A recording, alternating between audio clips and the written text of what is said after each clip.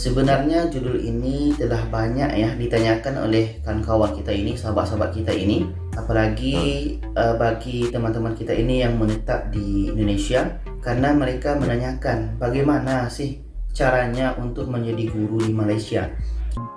Agar hubungan Indonesia dan Malaysia menjadi baik dan insya Allah tidak ada komen-komen yang negatif ya friend.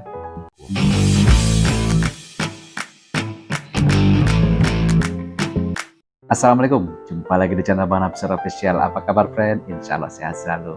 Selamat datang di channel Bang Nafsir Official. Bagi teman-teman yang beragama Islam, jangan lupa sholat 5 waktu, selalu berjamaah di masjid lebih utama daripada sholat sendirian di rumah. Friend, jika di video saya sebelumnya saya mereaksikan video tentang sekolah Malaysia, kali ini saya akan mereaksikan tentang ada seorang orang Indonesia yang menjadi guru di Malaysia. Dan bagaimana kisahnya, bagaimana ceritanya menjadi guru di Malaysia. Dan video ini saya tujukan agar hubungan Indonesia dan Malaysia menjadi baik dan insya Allah tidak ada komen-komen yang negatif ya friend. Kali ini saya mohon izin kepada pemilik channel untuk mereaksikannya. Saya mohon izin kepada pemilik channel Rusdi Syarif. Jangan lupa subscribe channel Rusdi Syarif. Judul videonya jadi guru di Malaysia, begini caranya. Nah ini menarik nih friend. Oke friend, tak usah buang masa, cuma kita tonton videonya. Assalamualaikum warahmatullahi wabarakatuh dan salam sejahtera. Kembali lagi bersama saya Rusdi Syarif. Jangan lupa ya friend, di subscribe ya channel Rusdi Syarif ini friend. Kita lihat ya friend. Baiklah sahabat dan penonton semua, pada kali ini saya kembali menyapa kita semua. Tentunya mudah-mudahan kita dalam selalu keadaan sehat walafiat, rezeki kita semakin dilancarkan ya, dan urusan kita selalu dimudahkan oleh Allah Subhanahu wa taala. Amin amin ya Allah ya rabbal alamin. Jadi berkenaan dengan judul video kita pada hari ini, sebenarnya judul ini telah banyak ya ditanyakan oleh kawan-kawan kita ini, sahabat-sahabat kita ini, apalagi bagi teman-teman kita ini yang menetap di Indonesia, karena mereka menanyakan bagaimana sih caranya untuk menjadi guru di Malaysia. Sama ya sebetulnya dengan keadaan kita di Indonesia. Kalau kita ingin menjadi guru di Indonesia untuk menjadi di bagian negeri atau swasta, negeri ini lebih istilahnya kepada PNS ya. Untuk kita cara masuk di negeri ini, kalau di Malaysia itu tidak mudah. Bahkan itu saya rasa tidak ada ya bagi warga asing. Itu hanya diperuntukkan untuk warga negara Malaysia saja. Kalau kita ingin menjadi guru di bagian negerinya atau di sini disebut dengan bagian kerajaannya. Kita pun di Indonesia untuk menjadi guru di bagian negerinya atau PNS-nya itu memang susah juga kan.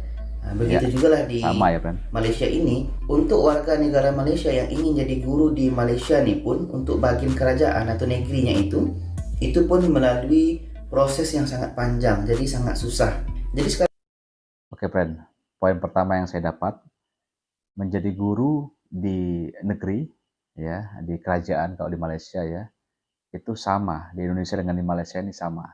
Jadi cukup sulit ya. Kalau di Indonesia kita terkenal dengan PNS, kalau di Malaysia pun untuk menjadi guru di negeri itu pun sulit.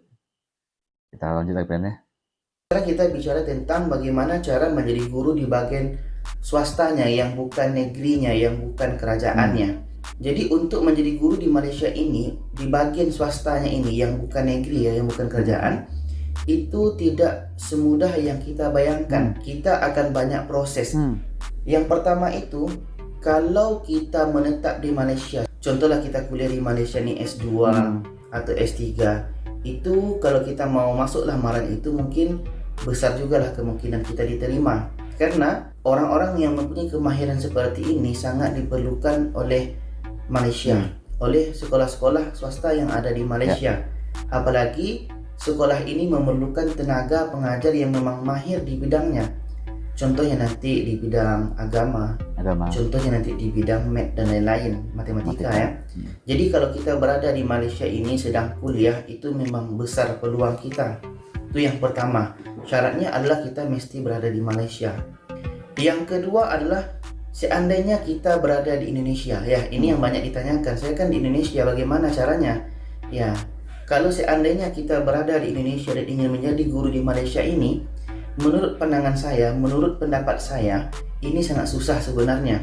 Dan kalau juga kita di Indonesia, mungkin kita perlu ada kenalan yang sangat rapat, atau kita punya orang dalam yang memang sangat dekat dengan pemilik sekolah tersebut. Atau mungkin nanti bisa juga kita berada di Indonesia, ada pihak sekolah swasta ini yang memang mencari guru, dan mereka memasukkan info itu di Google. Mungkin dia tujukan kepada contohlah warga negara Indonesia, ditujukan kepada sana. Itu adalah peluang kita, tapi itu sangat jarang ya. Sangat jarang seperti itu. Kebanyakannya akan dicari dulu orang yang warga tempatan, warga negara Malaysia. Jadi berkenaan dengan kita yang ada di Indonesia dan punya kenalan rapat di Malaysia ini, saya pernah ada satu contoh yang calon guru ini ada di Indonesia, sedangkan kenalan rapatnya ini ada di Malaysia. Dia orang Malaysia, keturunan Indonesia, dan dia punya hubungan keluarga dengan calon guru yang ada di Indonesia ini. Jadi ketika dia ingin jadi guru di Malaysia ini, kenalan dia yang ada di Malaysia ini dia menguruskan semua, karena dia yang diuruskan ini keluarga dia lah nih ya. Dia uruskan semua daripada A sampai Z macam itu, dia uruskan semua. Diuruskan mulai daripada proses masuknya, surat-suratnya, sampai visanya. Visanya yang penting, sebab nanti ada namanya calling visa. Dengan calling visa ini baru kita bisa masuk ke Malaysia. Karena untuk masuk ke Malaysia ini tidak sembarangan ya, ada prosesnya, ada caranya. Itu yang kedua. Yang ketiga, kita mesti mempunyai kemahiran, dan kemahiran kita tersebut memang diperlukan oleh pihak sekolah. Kenapa begitu? Untuk saya pribadi dan kawan-kawan yang ada di Malaysia ini, semua melalui proses interview. Bukan warga asing aja, tapi warga negara Malaysia pun yang masuk mengajar perlu diinterview. Kita nanti akan ada prosesnya untuk ujian lisan. Kita disuruh mengajar dengan whiteboard itu, dengan papan tulis. Kita disuruh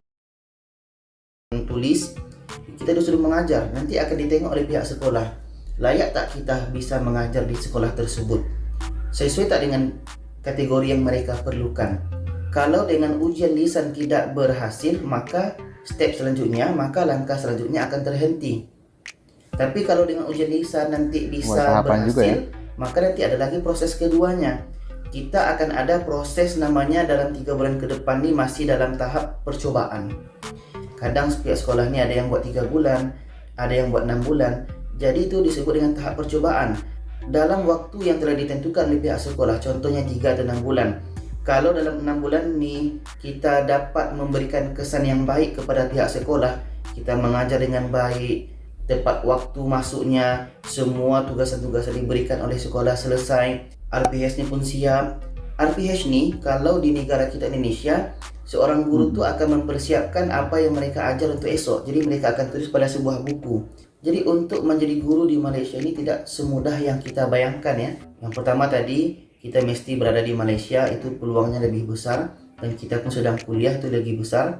Yang kedua, seandainya kita berada di Indonesia, pastinya kita punya kenalan rapat atau orang yang dekat dengan kita di Malaysia ini. Dan yang ketiga, kita memang punya kemahiran, dan kemahiran kita pun diperlukan oleh pihak sekolah. Setelah itu nanti jadi, maka proses-proses selanjutnya itu akan diuruskan oleh pihak sekolah. Jadi itulah sahabat dan penonton semua, bagaimana cara jadi guru di Malaysia ini, yang ternyata kalau dibayang-bayangkan itu tidak semudah yang kita pikirkan.